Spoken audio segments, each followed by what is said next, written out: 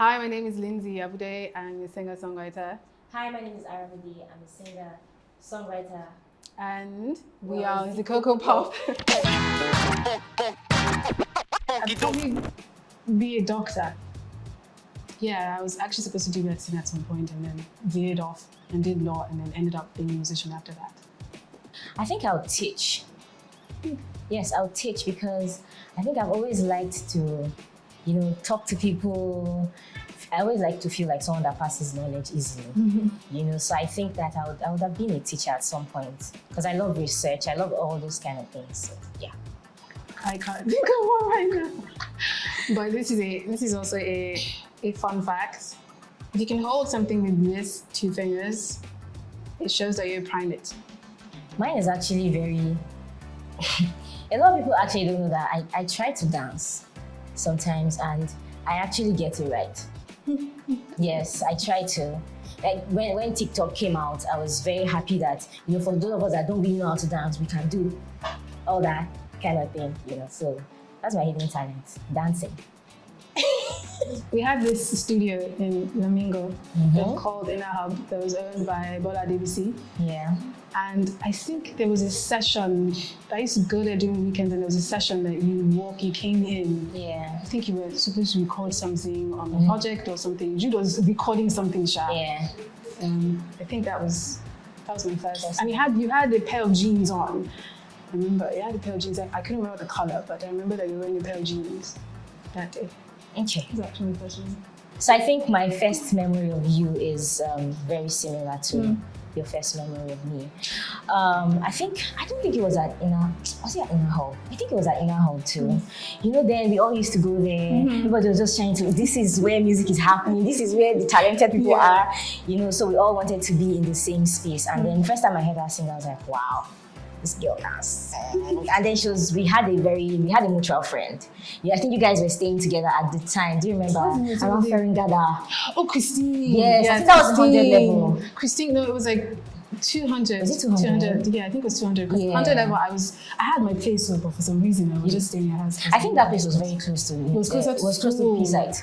No, because I did law now, so I was main camp. That's true.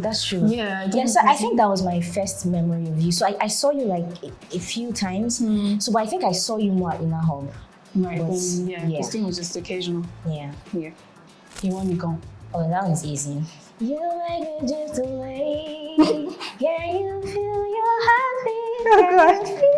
Like that song, I'm sure she knows. Like that song is beautiful, and then her vocals are like. For me, it's the entire process. I'm actually the kind of artist that likes to be there when we're making it together. I'm not very good with give me beats and let me just jump on it. That's not my way. I like to be like you're in the kitchen and you're literally making stuff with the producer you're working with. And I also like the mixing and mastering phase. So what I do is I usually sit during my mixing sessions, so you can tell or you can pick out the way you want the tone of the particular vocal to be or the way you want the instrument to sound or the kind of levels that you sort of want. Yeah, I'll probably say the entire thing. I think what I love the most about making music is the process, top to bottom, the writing. So before I think I still make music that way though. I would write, play on the guitar, and then go to the studio, or I'll send like a voice note to my producer, and then we'll get into the studio, or he would record something, or make beats and all, and send to me, and then that way when I start to hear the music in a different way, apart from just the simple way I started to write it, like there's something that jumps out, like, oh, this is how the song is going to sound. And then I think after 2020, the way I love to make music is to sit in the studio with the producer and then we just gist and then we come up with ideas. Like, okay, I feel like I had said a lot of things. I said everything that was in my chest. Now let me gist you about my life and then let's see what sound goes with this life story. So me, I'm always in the studio with songwriters these days, with songwriters and producers that love to work that way. And pick one from Kaleidoscope, which is my newest project, and that would be The Sliver for Your Heart. I think when it came to especially the the bass line, there's this interesting transition that happens almost halfway through the song, and then the bass comes in. There's an entirely different arrangement, and we had to figure out coming up with the bass line. I remember it took me almost 3 weeks to come up with the bass line for that transition, and then now coming back to the studio with Bigfoot to build around it. I would say that was probably one. Yeah. I think the latest song I have now is called Waiting. So Waiting has like an Afrobeat bounce type of thing. I mean, I'm used to singing ballads. I'm used to but this one, like it was very difficult. Like it took, before I recorded that song, I had to listen to Afrobeat music, amapiano, and all of that over and over and over and over again. And then I got into the studio and I was still having difficulty. But the person I was working with was super patient, and he was like, see, it just takes time. It takes time. I'm like, why can't I? Like if I sing, like, you're over singing. Calm down. That's not how they do Afrobeat. Calm down, calm down. And I'm like, hey, God, I want to be a singer. But this stress is becoming too much. But see, at the end of the day, by the time I was done recording the project, I was already a pro. Like I would be like, I'm not even telling you to calm down. You're already doing it. But that was a very big test and challenge for me, but I'm glad that I pushed myself. I pushed through. Yes. For me, it's the live arrangements I get to do. I don't like to play exactly what is on the record. I don't want to hear anything on the record. So I like that reinvention that happens with the songs I get to perform on stage. It's the energy that is behind the song, because sometimes you listen to some songs and you're like, and you hear some parts, like, I can't wait to play this thing on stage. There are some songs that you know that they might not be single material, but on stage they're fire. You know, so for me it's the energy that I get to bring, is the interpretation of the music that I get to bring on stage. And me, I can be a little bit dramatic, so I love all of that. I always look forward to, you know, performing and just, you know, do my fit dance. Many times. Many times. Many times. Why? that just is very long. It's very, very long. I feel like the music industry is not for the faint-hearted. You have to be... I'm dropping ad-libs. You have to... There are times where you think, this thing, there's no way I'm going to drop it. There will be a moment where you're like, this is not what I thought it was going to be. And there are also moments where you probably timed yourself and you thought, okay, if I move this way, when I get to this, I get maybe 2 years, 3 years, I should have been here. Yeah. And then those 2-3 years come and you're wondering, where the hell did all that time go and what have I done? But yes, it's just the music industry is not for the faint-hearted. Yeah. Of course, yes. Every artist, I think, has considered dumping music for a different career. But for me, like, every time I think of dumping music, I always ask myself, what do I want to do? Like, now I did not start early as a teacher. What am I going to do in my life?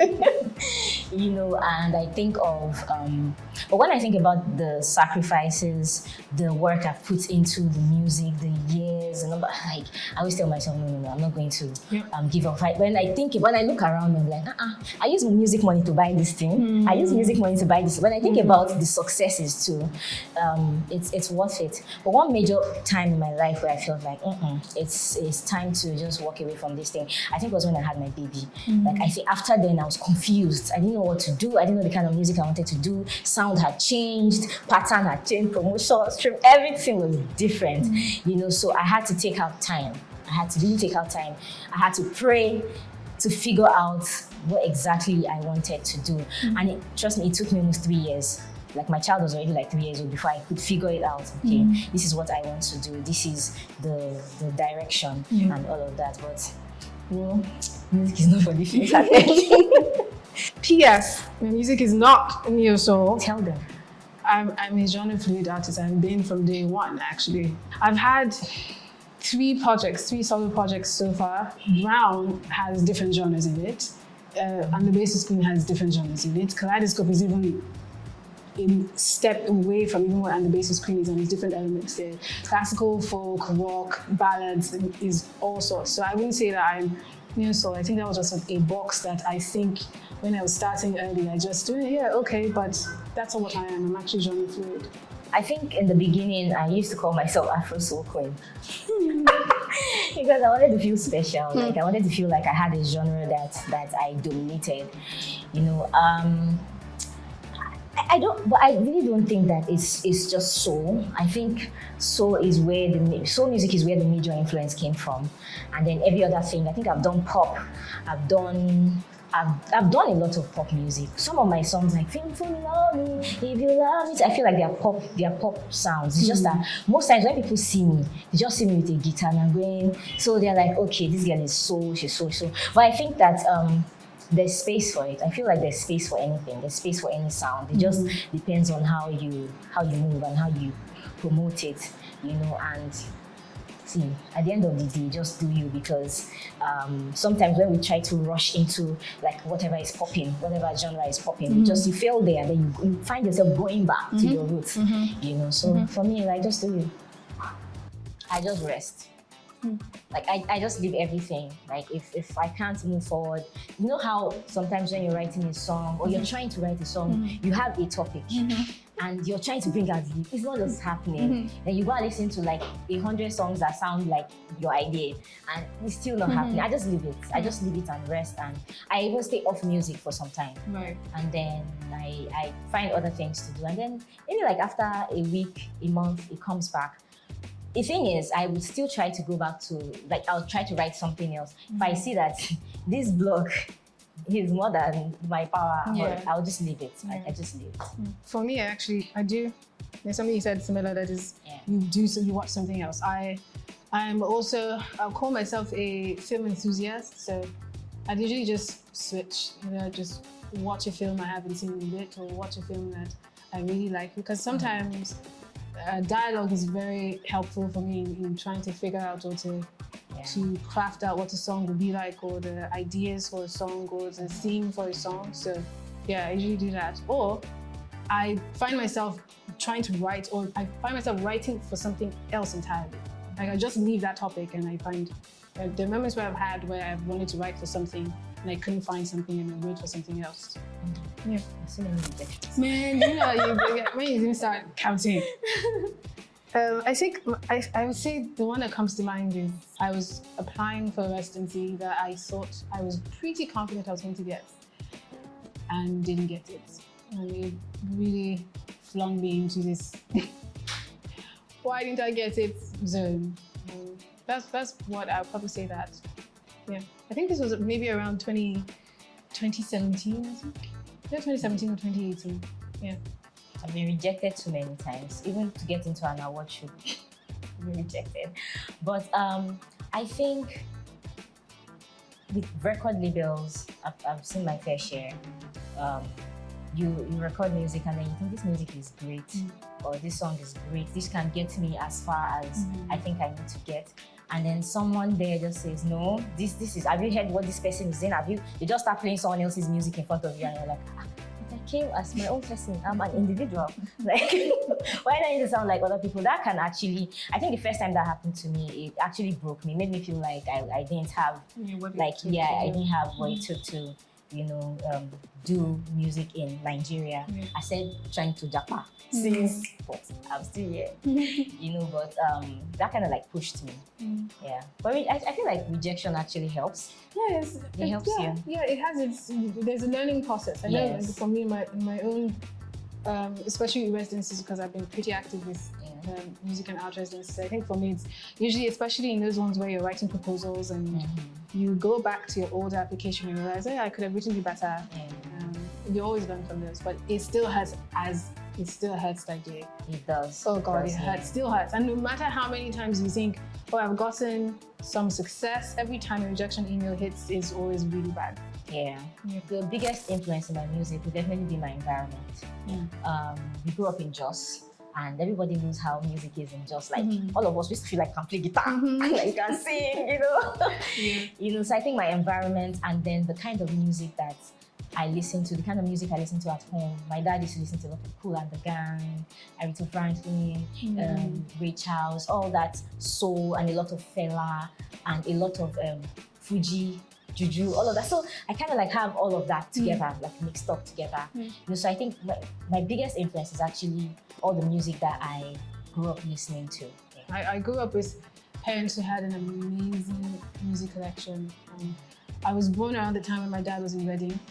He was doing his master's in Reading. So when he came back, everything he had gotten, film, music, everything, he just poured it. So interestingly, my growing up was more, when most kids or most people I knew were listening to mostly American music, I was listening to a lot of European music. So European music, European film, especially English bands. I'm a big fan of Queen, forever and ever. And radio in Jos was something else. You could hear different genres, whether it was high life or Fuji or Sukus or metal. I remember metal was on Fridays at almost closer to midnight, around 11 to 12. I still remember those because I used to listen to metal for the bridges. The bridges in metal was mad. They're mad. But yes, I'll probably say that. And then as well as books, my parents are very avid readers, and they had both a music and a book library. So I'd say those are some of my influences. You really don't have to rush anything. Like, when it's your time, it's your time. And they say that every artist has like a lifespan of like 4 years, like if you blow. And I feel like, there's that time where there's like the spotlight is on you and all of that. But at the end of the day, one major thing that I have learned is everything that you do, make sure that you're building towards your future.